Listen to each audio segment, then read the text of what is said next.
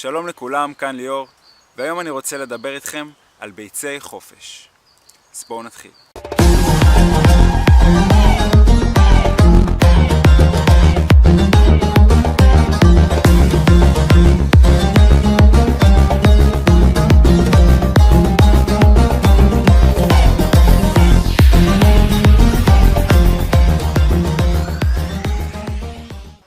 מה ההבדל בין ביצי חופש לביצי סוללה שמגיעים מתרנגולות שנמצאות בכלובי סוללה?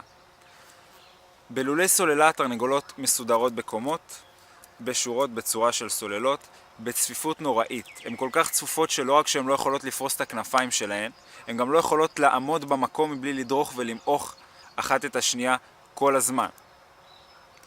עוד דבר בכלובים האלה שהן לא רואות אור יום. פשוט יש שם חושך תמידי כדי להאיץ ולהגביר את ההטלה של הביצים שלהם. המשטח שהתרנגולות עומדות עליו הוא משטח של גדר בצורה של רשת, ככה שאין להם אפילו משטח מלא להניח עליו את הרגל, ולא רק זה, אלא גם שהמשטח הזה הוא בזווית יורדת, שהן לא יכולות לעמוד בנוח בצורה ישרה כל החיים שלהם. אלה רק חלק מהתנאים בכלובי סוללה שאמורים לגרום לתרנגולת להטיל יותר ויותר ביצים. מה שבאמת קורה, בכלובים האלה מטילות 500 ביצים בשנה, כשבטבע הן אמורות להטיל בין 20 ל-30. הדבר הזה הוא כל כך לא טבעי שהן מגיעות למצב שכל צינורות ההטלה שלהן כבר מחוץ לגוף. ולעומת זאת בלולי חופש, לתרנגולות יש גישה לחצר, שם הן יכולות להסתובב, לפרוס כנף, וכביכול הכל טוב ויפה. אבל כמה חופש באמת יש בביצי חופש? גם בתעשיית ביצי החופש אין צורך באפרוחים, אלא רק באפרוחות, כי האפרוחים האלה לא יגדלו להטיל ביצים. מה עושים עם כל אותם אפרוחים שאין לתעשייה צורך בהם? פשוט הורגים אותם ביום הראשון של החיים שלהם. ברוב המקרים יגרסו אותם, יעמוד בן אדם שהתפקיד שלו זה למיין, את לחיים, לכי תטילי ביצים, אתה למוות. גורסים אותם במגרסות, במטחנות, זורקים אותם למגרסה וטוחנים אותם בחיים.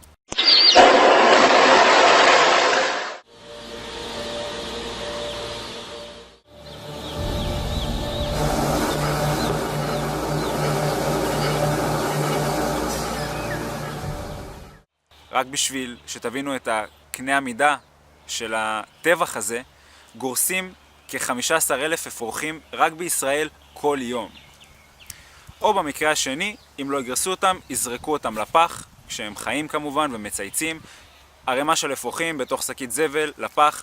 האפרוחים שנמצאים בחלק התחתון יותר, ימעכו ויחנקו למוות.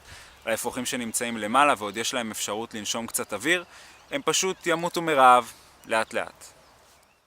אם אתם שואלים את עצמכם למה לא מגדלים את האפרוחים הזכרים בשביל הבשר שלהם, זה בגלל שתרנגולות שמיועדות להטיל ביצים הן מזן מטילות, והן לא עוברות את אותה הנדסה גנטית כמו שעוברות התרנגולות מזן הפטמים, שבאמת מיועדים לגדול לממדים עצומים ולספק בשר.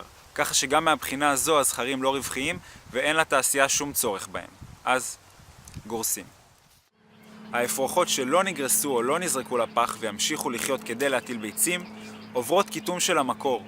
חותכים להם את המקור בלהב לוהטת, ברזל מלובן 800 מעלות ללא הלחוש.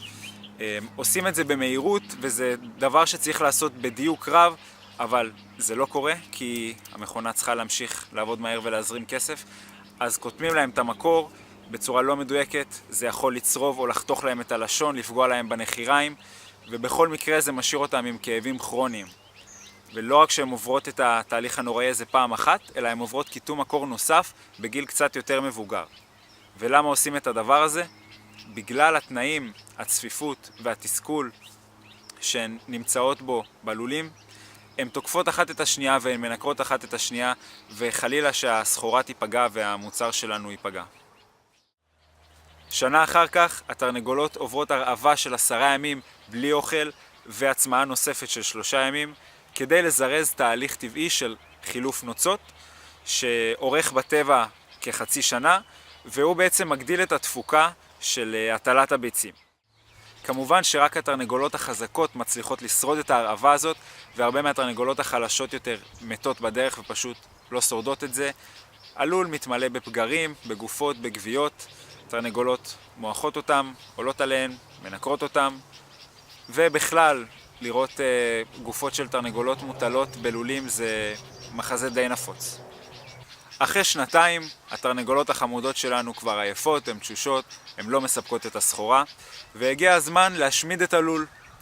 אז מגיעה משאית שנקראת מחשמלת, היא עוברת מלול ללול ברחבי הארץ, היא מגיעה ללול, תולים את התרנגולות הפוך מהרגליים, ואחת אחת כמו פס ייצור, מחשמלים אותן למוות. לפעמים החשמול לא מספיק כדי להרוג אותן, והן ממשיכות לגסוס גם אחר כך. פלאי הטכנולוגיה. אז כמו שאתם כבר מבינים, חברים, אין הרבה חופש בביצי חופש. גורסים אפרוחים, זורקים אותם לפח שיגססו וימעכו למוות, קוטמים מקור של אפרוחות יותר מפעם אחת, מחשמלים אותן למוות, מרעיבים אותם, מצמיעים אותן. הרבה חופש אני לא מוצא פה, ובטח שגם אתם לא. אני מבקש שתחשבו שבכל פעם שאתם מכינים חביתה, או קונים או צורכים ביצה, יש אפרוח שנגרס, שמורעב, אפרוחה שקוטמים לה את המקור. הקשר פה הוא ישיר. כשאתם משלמים על זה ומממנים את זה, אתם גורמים לזה. גם אם אתם לא היד שלוחצת על הבלנדר שטוחן עכשיו אפרוח, אתם גורמים לזה לקרות. אז החיים שלהם באמת בידיים שלנו.